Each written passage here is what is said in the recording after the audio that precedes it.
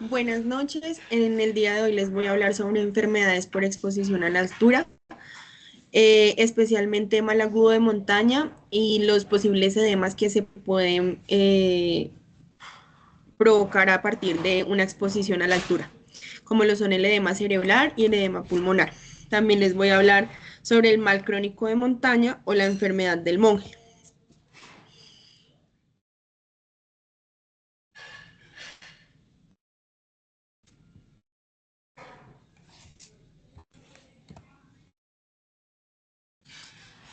Como introducción, tenemos que en los últimos años ha crecido la actividad turística, laboral y recreativa en zonas por encima de los 2.000 a los 5.000 metros sobre el nivel del mar. A medida que se asciende, la presión de oxígeno disminuye, lo que causa diversas respuestas fisiológicas que ayudan a quienes provienen de zonas bajas a adaptarse a la menor brevedad posible y a la menor disponibilidad de oxígeno. No obstante, no todos logramos adaptarnos de la misma manera, lo que puede ocasionar problemas como lo son estas enfermedades.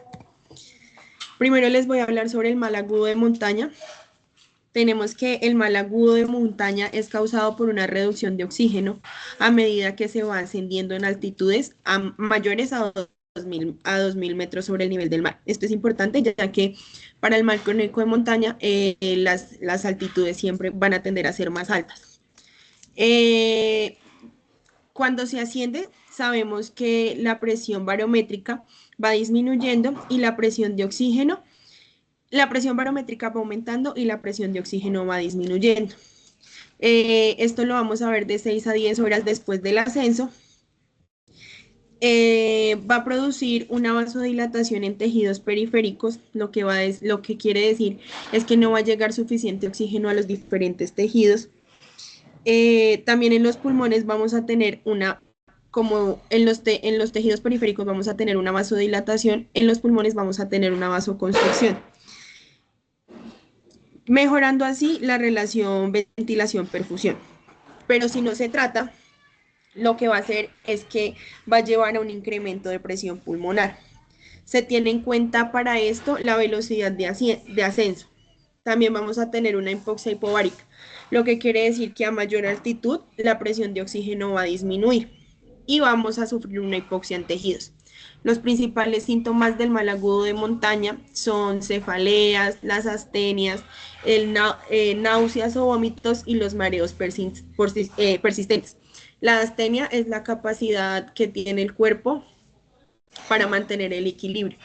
Mientras vamos ascendiendo y vamos entrando en un estado de hipoxia, vamos a tener astenias. Aquí tenemos una figura en donde nos explica que mientras tenemos una hipoxia, la ventilación va disminuyendo, lo que nos puede causar unas apneas del sueño. También vamos a encontrar que en la sangre la presión de oxígeno va a disminuir, lo que va a producir una enfermedad pulmonar obstructiva y vamos a tener mayor hemoglobina, como ya lo habíamos visto, como ya habían hablado los demás grupos, que la hemoglobina siempre iba a tratar de compensar esa pérdida de presión de oxígeno que teníamos.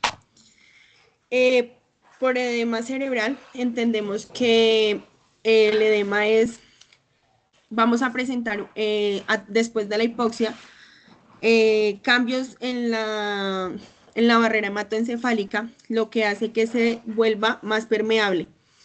Siendo así, el líquido extracelular, pues por obvias razones, tienda a, a entrar donde hay un gradiente de concentración menor y va a hacer que se filtre al espacio extracelular del cerebro. Hay un aumento de flujo cerebral sanguíneo, también en aumento a la respuesta de la hipoxia. La vasodilatación excesiva va a provocar una presión intracraneal mayor, por esto también produce cefalea. La hipoxia va a afectar la integridad de la barrera hematoencefálica, como ya lo habíamos dicho, lo que permite el paso de sustancias entre la sangre y el cerebro, el intercambio gaseoso que se produce en el cerebro. En el edema pulmonar, En el edema cerebral vamos a encontrar un aumento de la permeabilidad vascular cerebral, una vasodilatación cerebral excesiva, lo que va a inducir el edema, y una disfunción de la barrera hematoencefálica. En el edema pulmonar, tenemos que en respuesta a la hipoxia, los vasos sanguíneos pulmonares se van a contraer, o sea, van a hacer una vasoconstricción para tratar de dirigir el flujo sanguíneo hacia las sangres mayormente oxigenadas. Sin embargo, esta vasoconstricción va a generar un aumento de la presión en los capilares pulmonares. Debido al aumento de la presión capilar, el líquido se filtra desde los capilares hacia los alvéolos, lo que hace que esto interfiera en el intercambio gaseoso de los alvéolos. Vamos a tener también una acumulación de líquido en los alvéolos terminales, lo que va a producir finalmente el edema. Lo que decíamos, vamos a encontrar una vasoconstricción pulmonar hipóxica, una filtración de líquidos en los alvéolos y una hipoxemia progresiva. En la enfermedad del monje o mal crónico de montaña, es un síndrome que ya se produce por la inmovilización prolongada. Ya estos son personas que llevan cierto tiempo, que ya pasaron el periodo de aclimatación, más que todo el periodo de aclimatación, y van a tener estos problemas, pasan de 2 a 3 años. Vamos a tener que tienen una estasis venosa, que es lo que vemos aquí en las venitas de las piernas, el daño endotelial, y son pacientes que potencialmente son propensos a sufrir embolismos. También tenemos que presentan policitemia por la misma estatosis. Las principales características de esta enfermedad es que tienen una eritrocitosis excesiva, estasis en las venas, que esto se produce por la disminución de la actividad muscular reduciendo el flujo sanguíneo venoso, y de retorno al corazón. La presión venosa central va disminuyendo, lo que hace que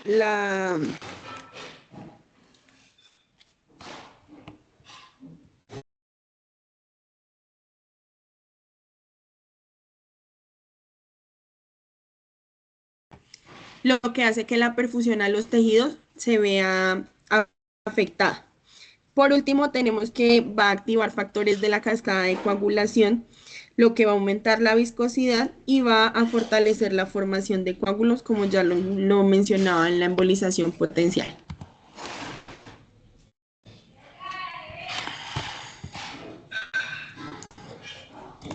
Como conclusiones, tenemos que estas enfermedades producen hipoxia y disfunción del transporte de oxígeno, produciendo así edema en los órganos que son más altamente vascularizados, como el cerebro y los pulmones.